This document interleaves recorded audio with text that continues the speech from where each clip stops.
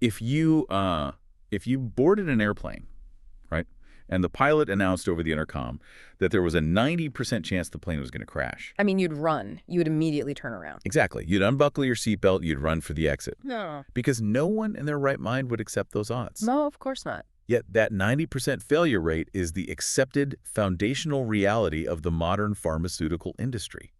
9 out of 10 therapeutic candidates just failed during clinical stages.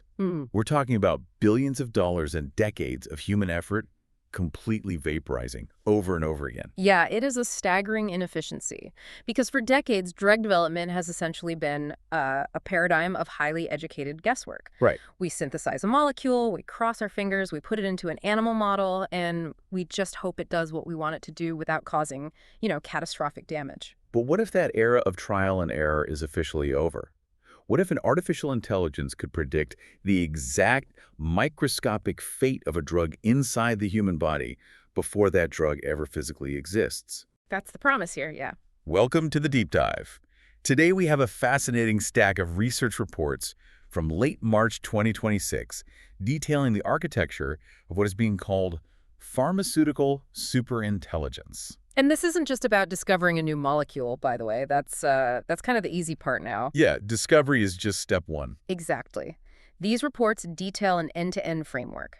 We are moving from stochastic, needle-in-a-haystack screening to rational, highly predictive in silico design. And that is our mission today. We're looking far past that initial discovery phase to explore the ultimate gauntlet. The real test. Right. We're going to track how these AI systems predict a drug's clearance, its cellular toxicity, its exact dosing in highly specific human populations, and ultimately, and this is wild, how this AI suite is learning to rewrite its own source code to master the infinite complexity of human biology. Okay, let's unpack this. Yeah, to really grasp the magnitude of this, we have to start by looking at the human body for what it actually is, which is a fiercely hostile environment. Oh, absolutely. You can design a brilliant molecule on a computer screen that perfectly binds to a cancer cell, but getting it there is a completely different war. Because the moment you swallow a pill, your body's metabolic defense system just kicks in.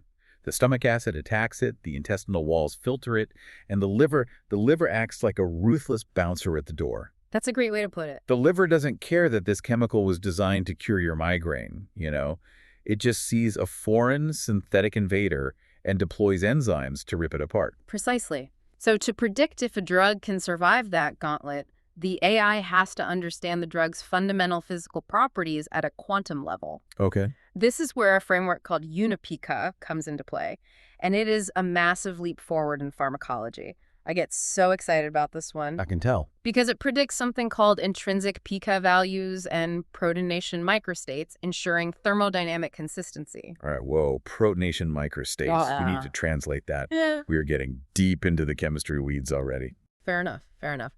Think of a drug molecule like a microscopic, highly sensitive sponge. Okay, a sponge. Depending on the acidity of the environment it's floating in, say, the highly acidic environment of your stomach versus the slightly alkaline environment of your bloodstream, that sponge will either absorb or release tiny, positively charged particles called protons. And I'm assuming that changes the physical shape of the molecule. It changes its shape, its electrical charge, and how it interacts with literally everything around it.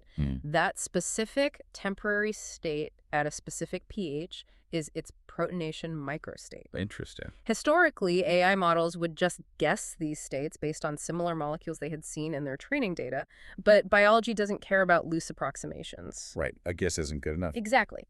Those guesses often violated the basic laws of physics. uniPICO is different. It uses a comprehensive free energy model.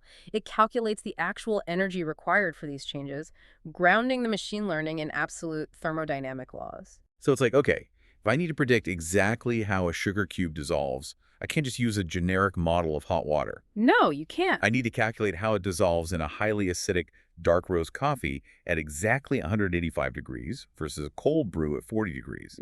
uniPICA gives us that exact thermodynamically consistent physical prediction for the drug at every stage of digestion. That is a brilliant analogy. It tells us exactly how the drug exists physically in the body. But surviving the stomach acid is really only the beginning. The liver is waiting. A bouncer. The bouncer. Yeah. And the liver doesn't just dissolve things, it actively metabolizes them. It alters them structurally. It chops them up and builds new things out of the pieces. Yes, and this is the domain of end-to-end metabolite structure prediction platforms.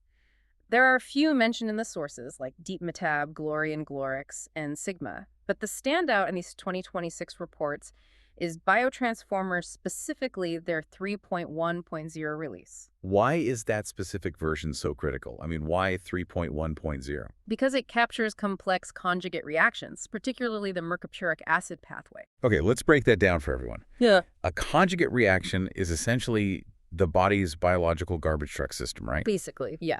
The liver attaches a specific acid to the foreign drug to make it water-soluble, tagging it so your kidneys can filter it out and you can excrete it. Exactly. And the magic of Biotransformer 3.1.0 and those other tools like Sigma is that they don't just give you a statistical probability that this garbage truck tagging will happen. What do they do instead? They actually generate the literal physical chemical structures of the new byproducts, the metabolites that your liver will create. They predict the specific clearance routes. Wait, they are actively drawing the new molecules before they even exist in the real world? Yes. How are they predicting exactly where the liver will attack the drug? By using specialized AI predictors that identify exact sites of metabolism, or SOMs. We're talking about tools like GLM-SIP, AutoSum, FAME3, Awesome, SmartSIP, Deep450, and Xenocyte. That is a lot of tools. It's an entire ecosystem. Xenocyte, for example, mathematically models the electron clouds surrounding every single atomic bond in the drug structure. Wow. It calculates the exact vulnerability of those bonds to find the weakest link, the precise coordinate where a human liver enzyme will strike. But knowing the location of the attack and knowing what new chemical is created still leaves a blind spot, doesn't it? I mean, we need volumes. We need to know how much of this new byproduct is flooding the system. And what's fascinating here is how the architecture solves that with a tool called PREED-CMB. It quantifies the cascade. Oh, okay. It estimates the relative changes in individual metabolite abundances. So it maps out the entire chemical family tree and tells you the liver will turn 60% of this drug into harmless byproduct A, but 5% will turn into highly reactive byproduct B. Think about that for a second. Yeah. Imagine you take an ibuprofen for a fever right now. You think you're taking one chemical. But you're really not. Right. Once that hits your liver, your body is manufacturing dozens of unique chemical byproducts from that single pill. Historically, drug developers had to cross their fingers and pray that none of those secondary byproducts were secretly toxic. Which was terrifying. These new platforms map that entire cascade digitally to ensure we aren't accidentally poisoning ourselves with our own metabolic processes. Which brings us to the next massive hurdle. Because if any of those byproducts are toxic, the entire decade-long project fails. Toxicity accounts for a full 1/3 of all clinical trial failures. That is mind-boggling. Yeah. 1/3 of all failures. So a molecule looks like a miracle cure in a petri dish, right? A pharmaceutical company spends $1 billion developing it, only to find out in phase 2 trials that it slowly degrades human kidney tissue. And the solution outlined in these reports to prevent that is a shift to quantitative systems toxicology, or QST. How does that differ from what we were doing before? Well, standard AI models used to rely on simple pattern recognition. They would look at a new molecule and say, well, this has a similar ring structure to a drug that caused liver failure back in 2014, so flag it as toxic. But biology doesn't care about visual similarities. It's way too complex for that. Two molecules can look almost identical and have wildly different effects in the body. Which is why QST platforms like DLISM are so revolutionary. They don't look at static pictures. They simulate real-world physiology over time. So it's dynamic. Very. If a drug's byproduct blocks a specific protein pump in a liver cell, DLISM calculates exactly how bile acids will build up inside that cell over a 48-hour period until the cell membrane ultimately ruptures. It captures multi-mechanism interactions that standard models just completely miss. And I notice the sources highlight very specific tools for different organs. They act like specialized biological bodyguards. They do, yeah. You have VToxNet and DILImap for the liver. You've got Tox Predictor and ADMED AI for the heart. And then KidneyTox v1.0 and Toxicol for the kidneys. Because every organ has a unique microenvironment. These are biologically constrained models. They have the hierarchy of human genetic pathways embedded directly into their neural networks. I'm struggling to buy this entirely, though. Okay, why? I understand modeling a generic liver or a generic heart, but human bodies are chaotic. My liver cells are acting completely differently than yours right now, based on what we ate for lunch, our background stress levels, our baseline genetics. Sure. How can a static AI model possibly account for the sheer unpredictability of an individual human cell? It requires a level of cellular forensics that was impossible even 5 years ago. The answer in the sources is a tool called XCell. It is a massive 4.9 billion parameter causal perturbation model. Causal perturbation meaning it models what happens when you actively disturb or perturb the cellular environment. Yes. And it does this by training on vast amounts of genome-wide CRISPR data. Imagine mathematically poking a simulated cell, turning off one specific gene, or introducing a microscopic amount of our new drug and watching the ripples spread across its entire genetic and molecular network. Wow. Okay, so what proteins misfold, what signaling pathways go dark? Exactly. So it's not a snapshot, it's a dynamic stress test of the cell's entire operating system. Paired with an AI agent called Medea, researchers can predict cellular responses to chemical perturbations. Setting incredibly infirm safety margins. Yes. They know the exact molecular tipping point where a drug will start killing human cells long before a real patient ever takes a dose. Okay, let's track our progress through this gauntlet. We have top on a drug. We know exactly how it dissolves and clears the body thermodynamically. We know its metabolic byproducts aren't secretly toxic. Right. We know it won't trigger a cellular collapse in the liver or the heart. So does it actually cure the disease? Now we face the efficacy trough. The trough. Yeah, this is phase 2 and 3 of clinical trials, where the majority of surviving drugs go to die. Because proving a drug is safe is entirely different from proving it actually works across a vastly heterogeneous human population. And the secret to efficacy is getting the dosage exactly right. Historically, dosing is just standard math, isn't it? You take the patient's body weight, maybe their age, plug it into an established equation, and output a milligram amount. Traditional pharmacokinetics, yes. But the human circulatory system isn't a simple math equation. The new wave detailed in the research is equation-free forecasting. Equation-free. Yeah. We are looking at tools like foundation PBPK transformers, physiologically constrained diffusion models, and dynamic graph neural networks. How does a graph neural network change the math, though? By discarding the flat formulas entirely, these networks model the body's organs as nodes and the circulatory system as the connections between them. They track the flow of blood and drug concentrations dynamically, almost like modeling traffic patterns on a complex highway system. Oh, that makes sense. They learn the physiological dependencies directly from the data. Here's where it gets really interesting. Because what we are really talking about is the death of the one-size-fits-all dosage. It is. It's like taking a high-performance engine. Yeah. You can't just run it on the same fuel mixture at sea level as you would at 10,000 feet in freezing temperatures. You have to calibrate the fuel and oxygen mixture precisely for the specific environment. Right. We're entering the era of inClinico twins, where the drug is calibrated to the exact environment of your specific body. An inClinico twin is a high-fidelity virtual replica of a patient's biological state. And the sources detail generative models like clinical GAN. GAN stands for Generative Adversarial Network. Which means what in this context? These models can synthesize entire, highly realistic virtual patient populations. They perfectly match real-world statistical distributions without violating patient privacy.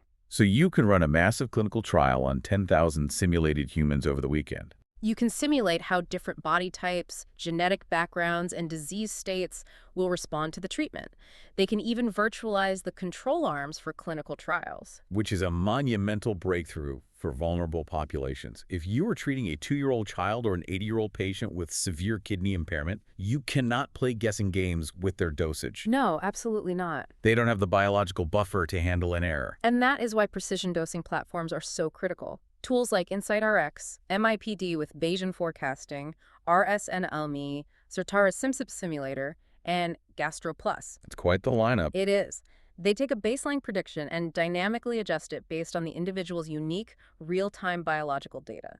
The architecture even evaluates advanced large language models like ChatGPT 5.0 and DeepThink for clinical decision support. Imagine a doctor sitting with a patient, interacting with a conversational AI that instantly processes the patient's AOA. inClinico twin cross-references it with their failing kidneys and recommends a highly specific microdose adjustment. Backed by transparent, regulatory-grade evidence. Exactly. It takes the guesswork completely out of the clinic. And it radically compresses the timeline. By using agentic AI tools, AutoTrial, TrialGPT, Trials.ai, inClinico, the system optimizes the actual design and protocol of the clinical trial itself. Optimizing patient recruitment, protocol Ah, design. yes. When you combine this with outcome forecasters like inClinico, Medicine 42, and OpenK Pro, platforms like Pharma.ai are proving they can compress the target to preclinical timeline to just 12 to 18 months. From a decade of stumbling in the dark down to a year and a half of precision engineering. It's a total paradigm shift. Yep. And I have to ask this, there is a ceiling to all of this, isn't there? The reports spend a lot of time talking about the limits of human coding. There is an absolute ceiling, and it's us. Because human-engineered priors plateau when faced with immense biological complexity. All of the incredible tools we just discussed, they ultimately rely on us. We programmed the initial rules of physics and chemistry into them. But biology is infinitely complex. The sources point to phenomena like dynamic allostery. Dynamic allostery is a perfect example of this human ceiling. Think of a protein like a massive, incredibly complex factory machine. A drug molecule comes in and binds to a specific switch on the outside wall of the factory. And you'd think the effect is localized right there at the switch. But it isn't. Flipping that switch causes gears to turn deep inside the machine, subtly altering the shape of a completely different molecular doorway on the far side of the factory. Wow. Human beings simply cannot write static code fast enough or comprehensively enough to capture millions of these cascading long-distance structural changes. The variables are just too vast. So if human programmers are the bottleneck, the suite requires autonomous evolution. Enter the Darwin-Gödel machine framework, or DGM. The name is brilliant. It's a nod to Darwinian evolution and to Gödel's incompleteness theorems, the mathematical concept that a system cannot prove all truths about itself using only its own foundational rules. So to get smarter, it has to transcend its original human-coded axioms. Exactly. This framework allows AI agents to actually open up their own source code and rewrite it. Wait, I have to push back hard here. The AI is opening its own Python scripts, modifying the underlying code that dictates how it thinks, and saving the changes. Yep. How does it not just immediately crash or hallucinate nonsensical chemistry? If I start randomly deleting and rewriting lines of code in my computer's operating system, it's going to blue screen in about 10 seconds. And most of the AI's mutations do fail, but they don't crash the system because of rigorous, isolated sandbox testing. It is the literal survival of the fittest code. Okay, how does that work? When a DGM agent modifies its architecture, that modification is quantitatively tested against brutal, standardized coding benchmarks like SW-Bench or Polyglot. So it forces the new code to run a gauntlet of thousands of logic and accuracy tests. Exactly. If the new code fails to compile, or if it makes the model's predictions even slightly less accurate, that mutation is instantly killed and discarded. Only the successful, statistically beneficial mutations are kept. It's forced accelerated evolution in silicon. What's fascinating here is, if we connect this to the bigger picture, we reach the apex of this architecture. DGM hyperagents. These agents enable metacognitive self-modification. Metacognitive, so they are thinking about thinking. They are analyzing their own failures. When a code mutation fails on the SW-Bench test, the hyperagent doesn't just throw it away.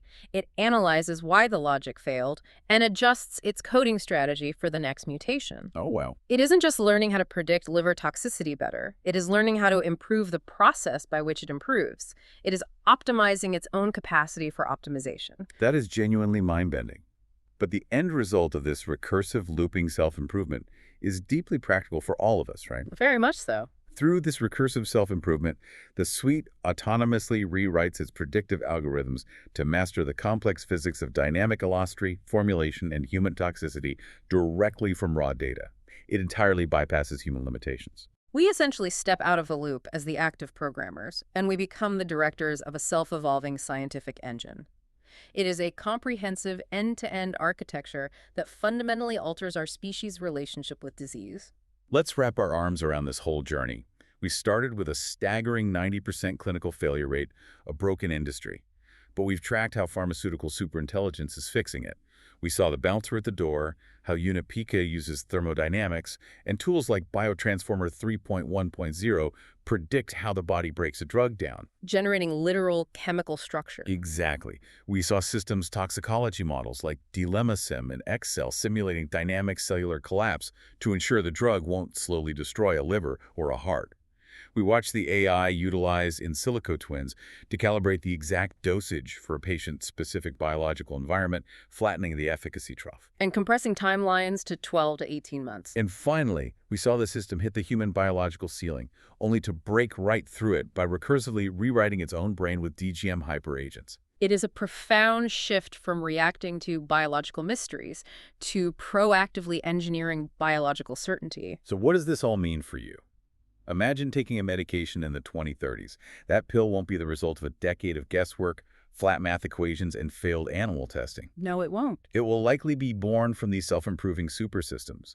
It will be thermodynamically optimized, perfectly non-toxic, and dosed specifically for the virtual replica of your unique body. And that leaves us with a critical, lingering question. If inClinico twins and generative models like ClinicalGen can perfectly synthesize high-fidelity virtual control arms, if Excel and quantitative systems toxicology can flawlessly predict exact human cellular response and toxicity, at what point do we stop testing drugs on real, living human beings entirely? Are we rapidly approaching the end of the traditional human clinical trial? A completely digital proving ground for medicine. No more risking human lives to find out if our math was right. It's an incredible thought. Thank you for joining us on this deep dive into pharmaceutical superintelligence. Keep questioning the world around you, and remember, the next time you look at a medical breakthrough, the real revolution isn't just the cure itself. It's the invisible, self-evolving intelligence that predicted it before it ever existed.